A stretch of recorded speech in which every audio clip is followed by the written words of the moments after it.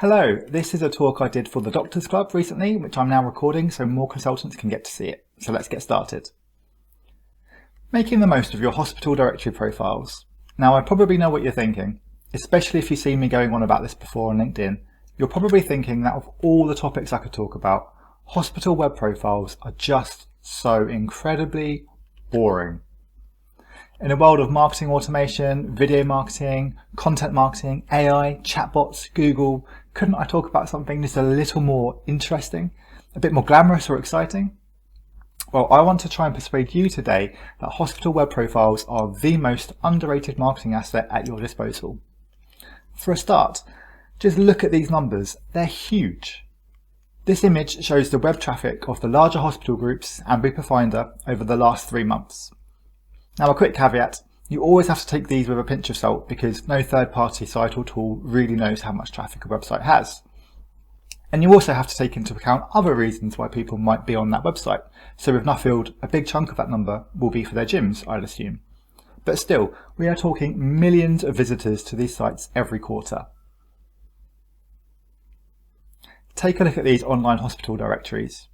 If you thought me talking about web profiles was boring, you'd be 100% right. Anyone fancy reading a few profiles to kill some time? No? My point exactly. That's because you don't look at these sites for fun.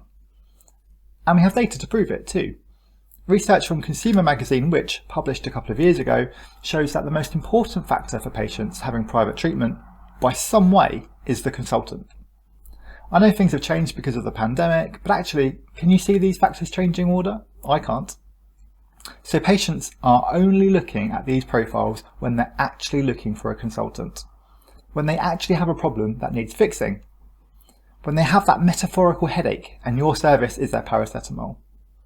Now, if I were to ask any business in any industry if they could get the chance to offer their solution right then, right at that moment when the customer has that metaphorical splitting headache and they're looking for a cure, and the customer's ready to buy when they're practically getting their credit card out of their wallet, if they could pitch themselves right there and then, in that moment, they'd bite your hand off.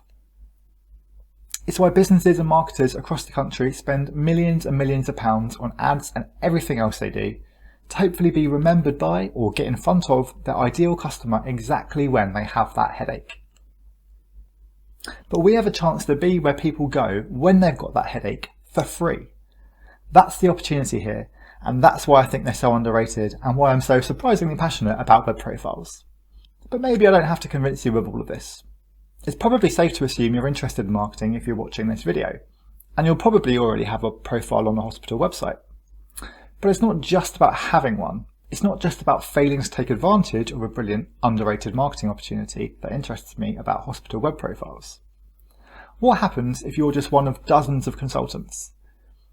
Here, I did a search on Circle's website looking for a hip replacement surgery near me, and I got 43 consultants in the results.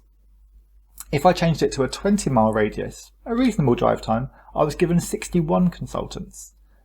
So how do you stand out as one of 20, 30 or 60 or more? How do patients find you? How do you get patients to choose you from those long lists? So it's about optimizing these profiles as best you can too, so that they appear higher up in the results, have a higher chance of being clicked and read, and have a higher chance of getting you a booking.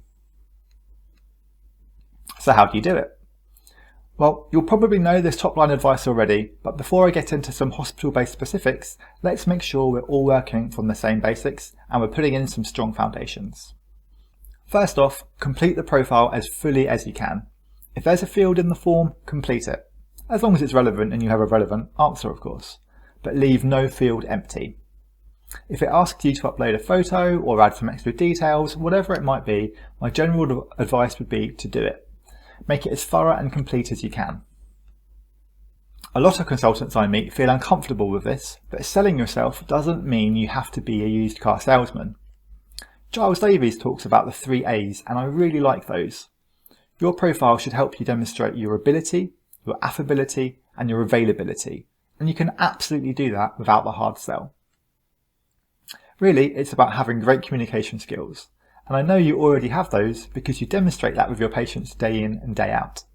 It's just communicating with them that little bit earlier, before they're your patient.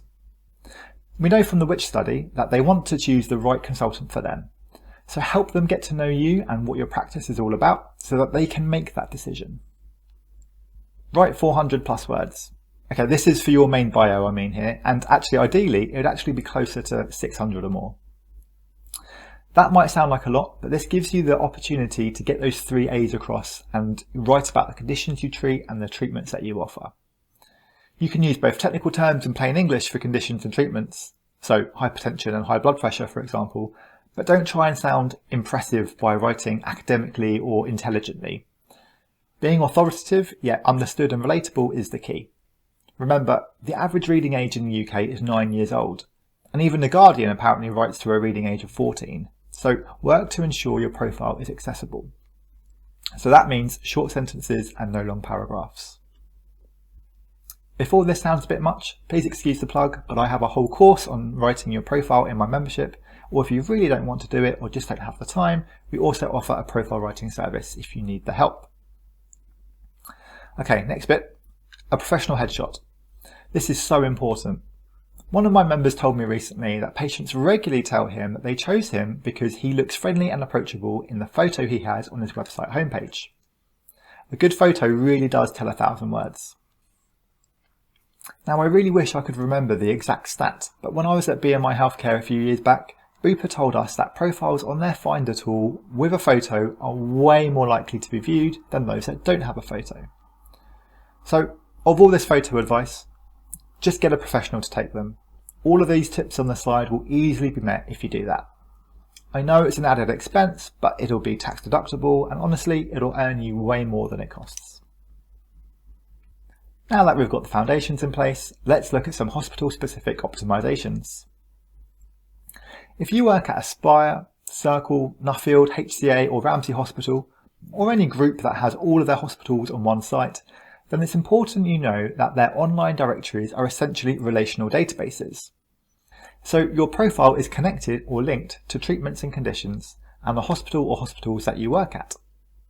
That way, when a patient searches for a hospital, all the consultants that work there will come up in the results. If they search for cataracts, it'll bring up all the consultants that can treat cataracts. So to make sure you appear in the search results when you should, it's important that all the right treatments and conditions are linked to your profile. It may seem simple, but you will be surprised at how many profiles don't adequately reflect the consultant for a number of reasons. So here's a rheumatologist I worked with who could have had an additional 7 or 8 treatment or conditions on his profile, but he only appeared when someone searched for arthritis, so no wonder he wasn't getting many bookings.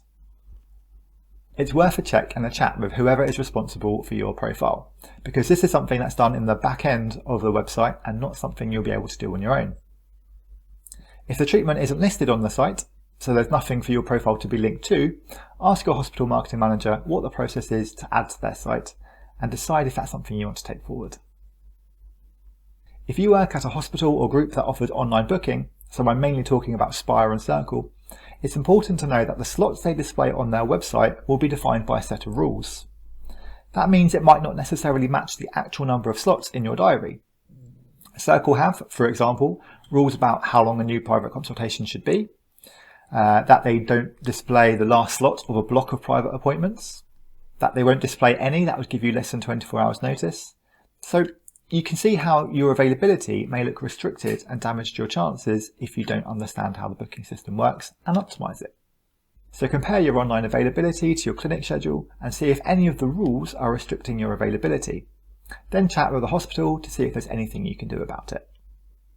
There might not be, but it's better that you know how it works so that you don't unintentionally hamstring yourself. Now I have to admit that HCA's tool is a little bit more guesswork because this one is provided by Doctify, the third-party review platform.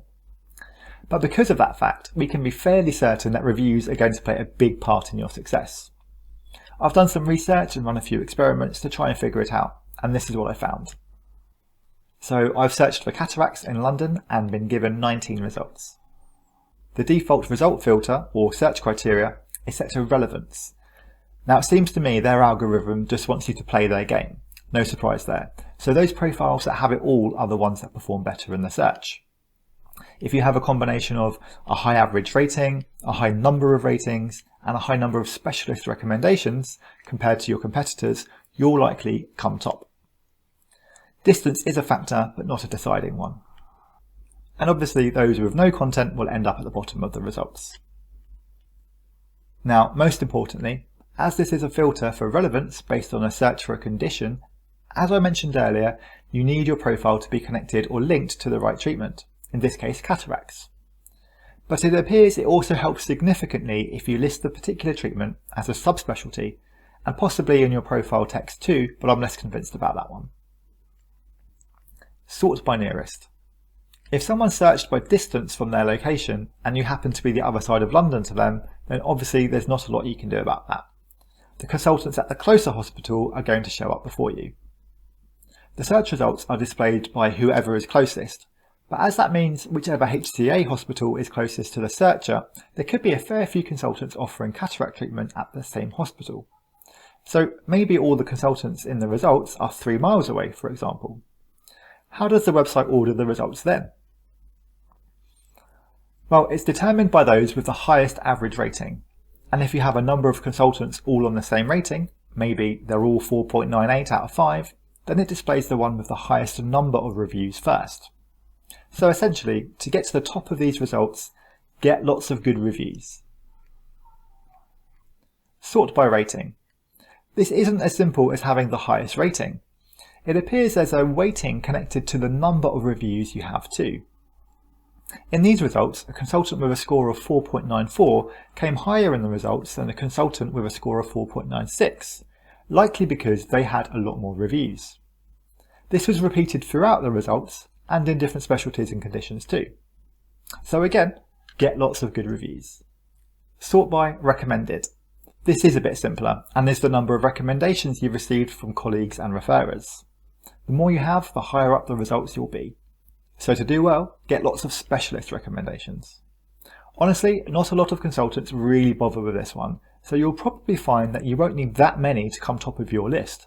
So get a few doctor pals that you respect, ideally ones that you're not competing with, and offer an exchange of recommendations to boost your number.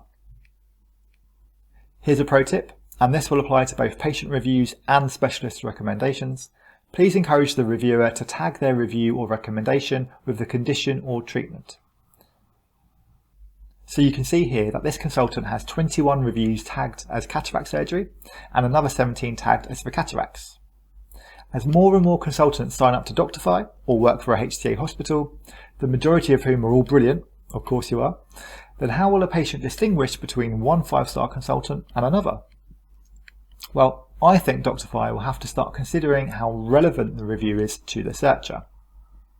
Would the searcher prefer a consultant with a ton of reviews for macular degeneration who occasionally does cataracts, or a consultant with less reviews but 90% of them are for cataracts?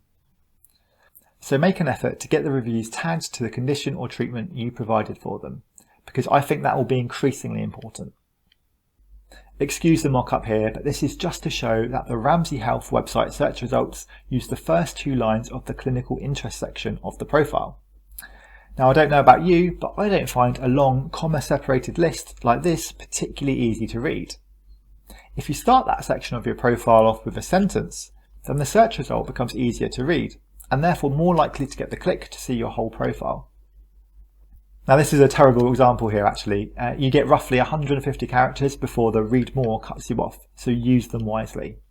Don't waste valuable characters by telling the reader your name and that you're a consultant like I have here. My final piece of advice for hospital profiles is this. I recommend you be the patient. What I mean by that is walk in their shoes.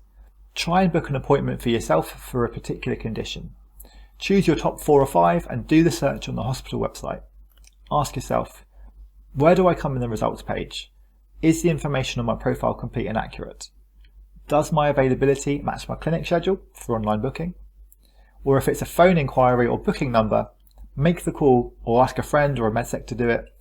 Do they know that they can book into your clinic? If not, what do those at the top of the results do? Get in touch with your hospital marketing manager to find out how you can improve the situation. At the end of the day, these things are just algorithms, so it's all about figuring out what levers to pull to make your web profile perform better. And as we saw from the huge amounts of traffic these hospital sites get, it'll be well worth your effort in converting just a few more of those people into your patients. Thanks very much for watching. I hope that's helped to show just how important these hospital web profiles are and what you can do to help these websites work a little bit harder for you. If you have any questions, feel free to drop them in the comments or ask them in my Facebook group, which I'll link to in the description. Plus, there's always my membership and profile writing service if you need some extra support. And if you like this video, please give it a like and consider subscribing. And if you loved it, then hit the notification button too.